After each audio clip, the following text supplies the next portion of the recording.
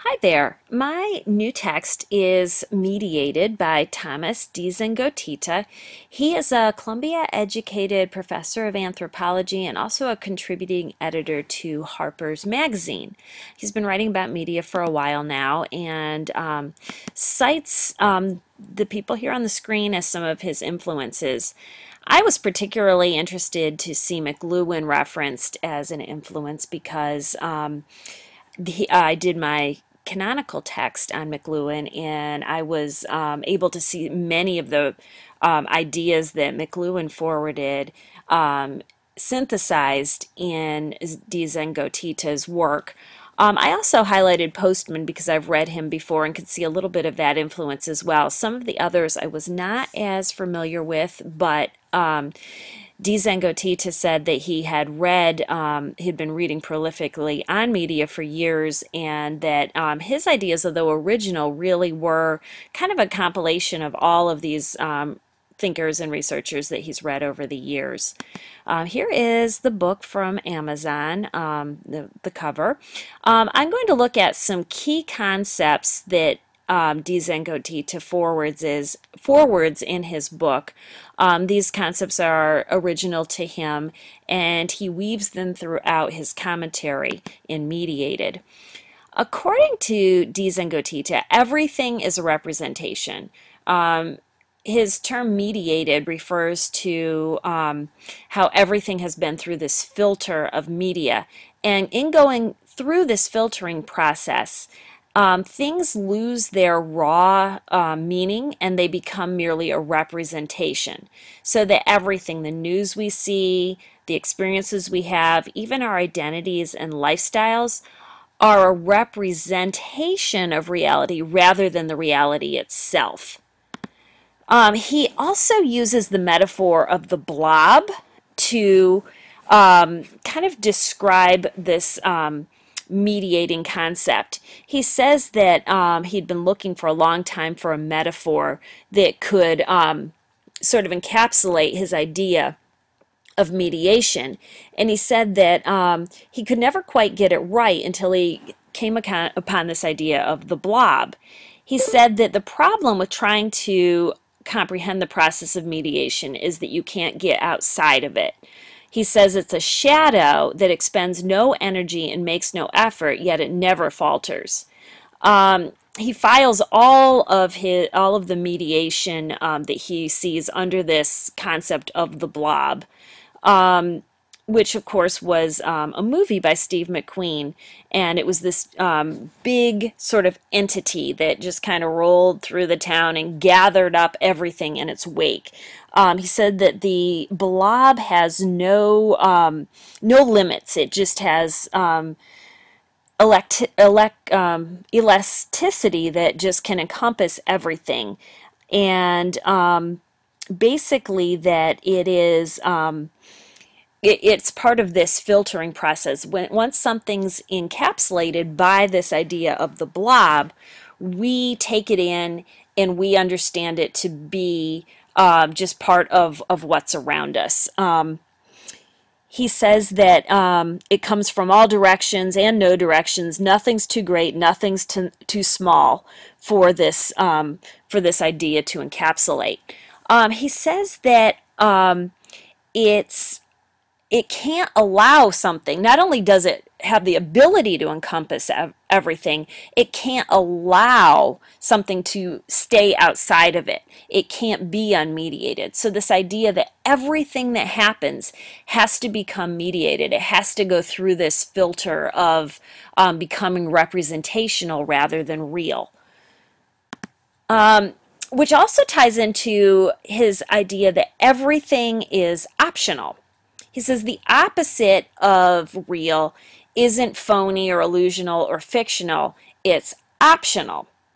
For deZengotita, reality is something that has to be dealt with. It's something from which you can't escape. It's not an option to turn off. However, in a mediated society, everything, issues, events, and lifestyles are just options on a menu of choices.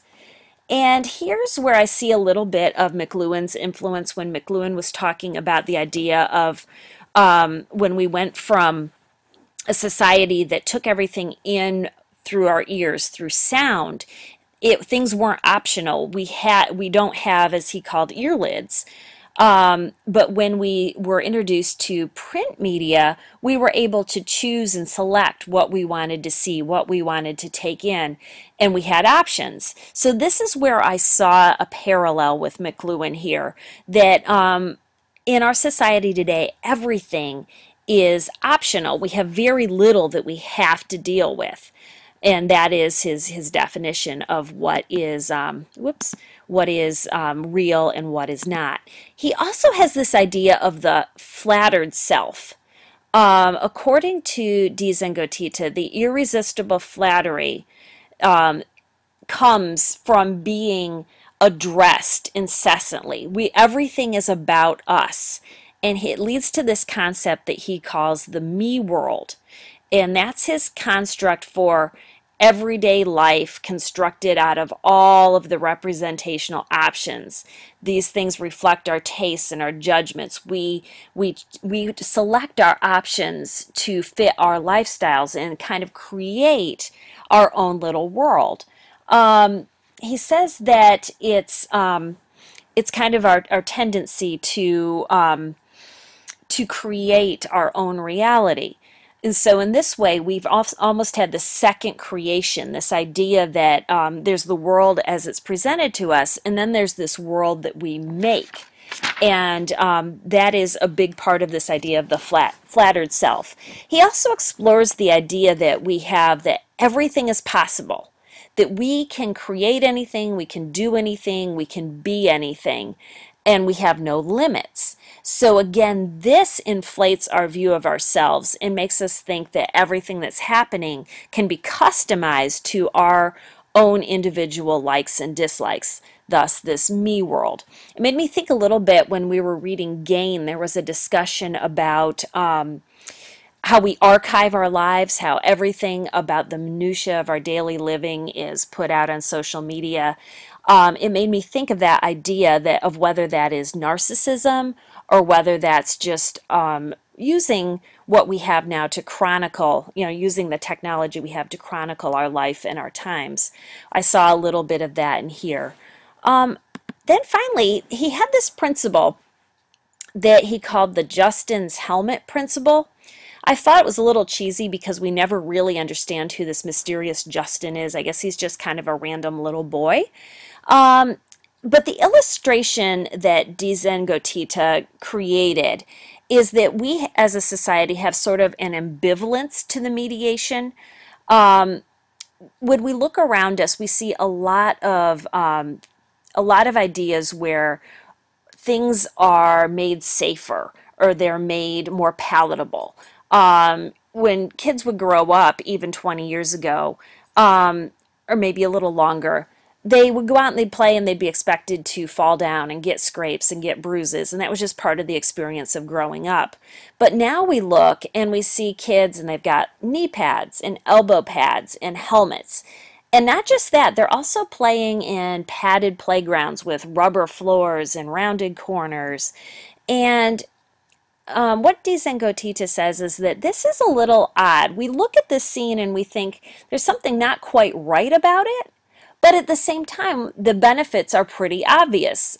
Safety's great. Why would we choose not to protect our children if we have an option to protect them? So we've got this idea that something's a little amiss, that, we've kind of got these bubble kids, but then we've got this realization that, what's really the problem here, because we've got this advantage of these kids being safe and protected, and you know what, it's probably for the best. So this idea of things being for the best is kind of what gives us this ambivalence, this acceptance of everything being incorporated into this idea of the blob.